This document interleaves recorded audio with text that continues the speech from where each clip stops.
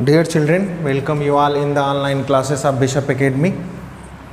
In the last class, we shall discussed about the phenomena of self-induction and coefficient of self-induction and another topic, what is the coefficient of self-induction in a long solenoid. These three topics are discussed in the last class, and now today we shall discuss that mutual induction. First of all, we have to know that what is mutual induction. Then it is the phenomena of production of induced EMF in one coil due to a change of current in the other coil. यानी कि किसी coil में, जैसे यहाँ पर हम देखें, हमारे पास ये कॉइल है, इसको गैल्वेनोमीटर से हमने जोड़ दिया, ये गैल्वेनोमीटर है, और इसके नेबरिंग कॉइल में, नेबरिंग कॉइल को एक बैटरी से हमने कनेक्ट कर दिया और यहाँ एक की यूज़ कर लिया हमने।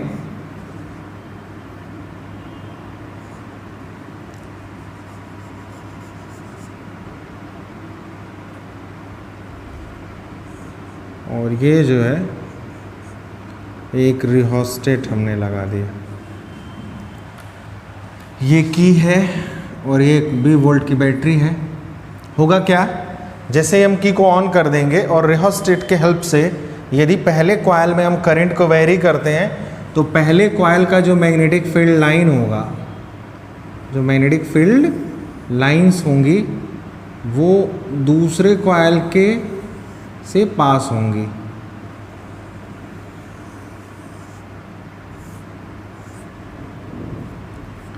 ये हमारा पहले कॉइल की जो मैग्नेटिक फील्ड लाइंस होंगी वो दूसरे कॉइल से पास होंगी, और जब पहले कॉइल की मैग्नेटिक फील्ड लाइंस दूसरे कॉइल से पास होंगे और यहाँ से रिहोस्टेट को यूज़ करके आप लगातार यहाँ पर पहले कॉइल में करंट को चेंज करेंगे तो जो मैग्नेटिक फील्ड लाइंस है वो भी कंटिन्यूअसली सेकेंड कॉइल में चेंज होंगी। It means if the number of magnetic field lines passing through secondary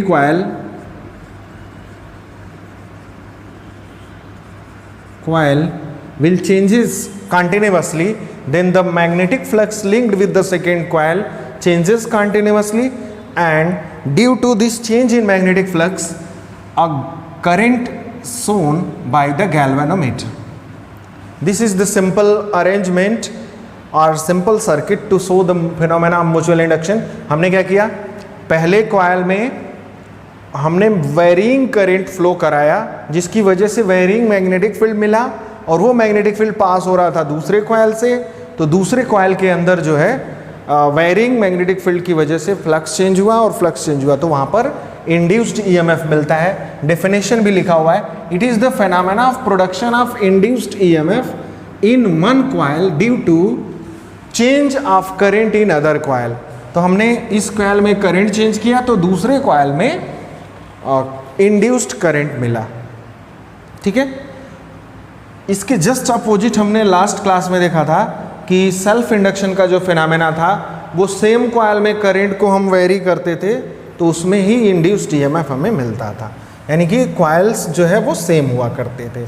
तो ये एक सिंपल एक्सपेरिमेंट है जिसके हेल्प से जो है हम फिनोमेना ऑफ म्यूचुअल इंडक्शन को समझ सकते हैं। It's okay.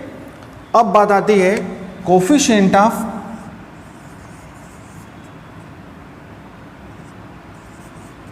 Mutual induction. Coefficient of mutual induction,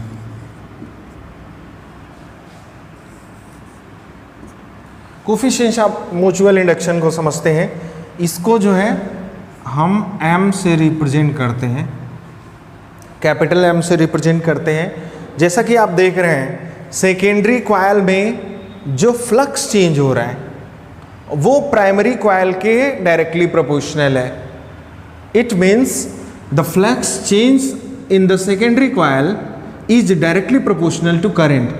अगर हम करंट फास्ट चेंज करेंगे, बहुत तेज़ी से चेंज करेंगे तो यहाँ पे फ्लक्स तेज़ी से चेंज होगा, और इंड्यूस्ड ईएमएफ आपको ज़्यादा मिलेगा। और यदि हम स्लोली करंट को चेंज करते हैं तो यहाँ पर हमको कम चेंज इन फ्लक्स मिलेगा।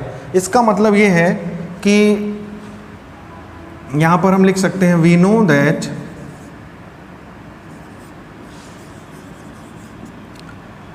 The change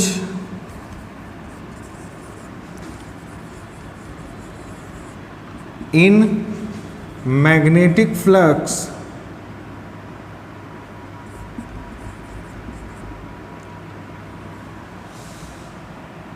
in secondary coil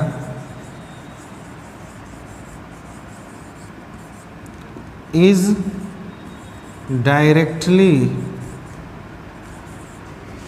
proportional to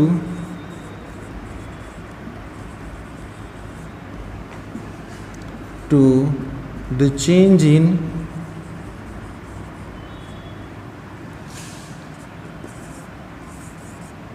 current in primary coil।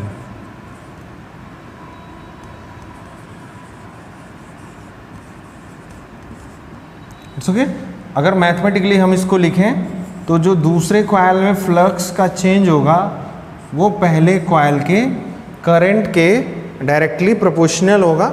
यदि हम प्रोपोर्शनलिटी साइन हटाते हैं तो यहाँ पर एक कांस्टेंट आता है जिसको m से रिप्रेजेंट करते हैं और यही आपका जो है where m is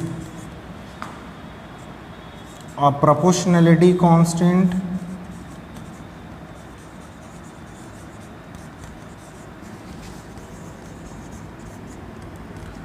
called coefficient of mutual induction।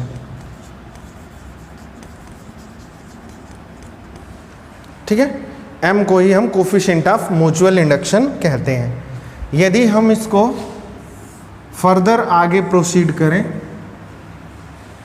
तो हम जानते हैं वी नो दैट, यहाँ से हम एक बात और कर सकते हैं, यदि हमारा करंट यूनिट हो, करंट को हम यूनिट कर दें 1 कर दें, तो जो फ्लक्स होगा, जो सेकेंडरी कॉइल में फ्लक्स होगा वही आपका ये कोफिशिएंट ऑफ म्यूचुअल इंडक्शन के इक्वल होगा। लेकिन एक बात और हम जानते हैं कि जो इंड्यूस्ड ईएमएफ ई होता है वो minus rate of change of flux के इक्वल होता है, माइनस d∅/dt के इक्वल होता है।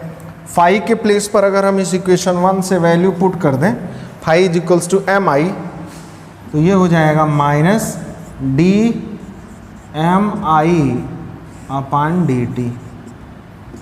माइनस m एक कांस्टेंट है, बाहर चला आएगा और ये हो जाएगा di/dt। Induced EMF is equals to हो जाएगा। यहाँ से यदि हम m को डिफाइंड करना चाहें, तो हम लिख सकते हैं यहाँ पर late di/dt is equals to 1। अगर ये 1 हो जाए, ठीक है, तो E is equals to minus M के इक्वल होगा। ठीक, E is equals to minus M के इक्वल होगा। इस ग्राउंड पर हम इसको डिफाइन कर सकते हैं। ध्यान से सुनना और इसको नोट भी करना है आपको। Definition of coefficient of mutual induction.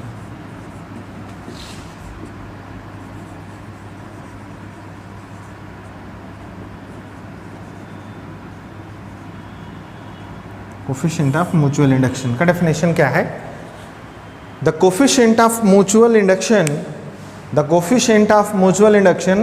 is equal to the EMF induced in the secondary coil if the rate of change in current in the primary coil is unity। यानी कि अगर प्राइमरी कॉइल में पर second 1 unit का current change हो तो secondary coil में जो इंड्यूस्ड EMF होगा वही उसका mutual induction, coefficient of mutual induction होता है।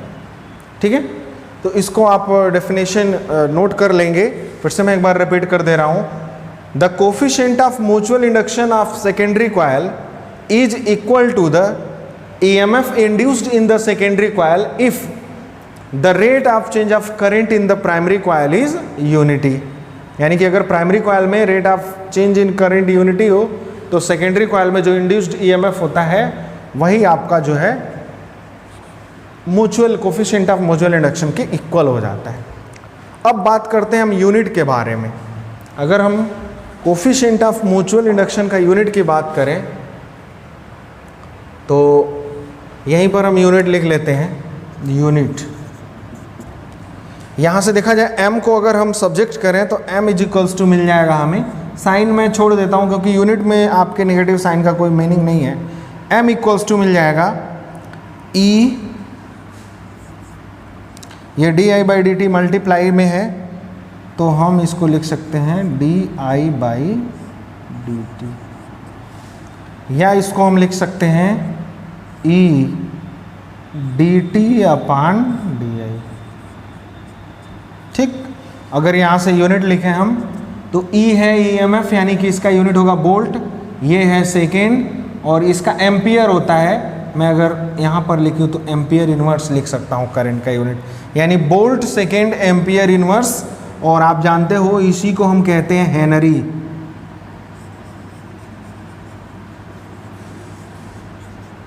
ठीक है, यानी कि 1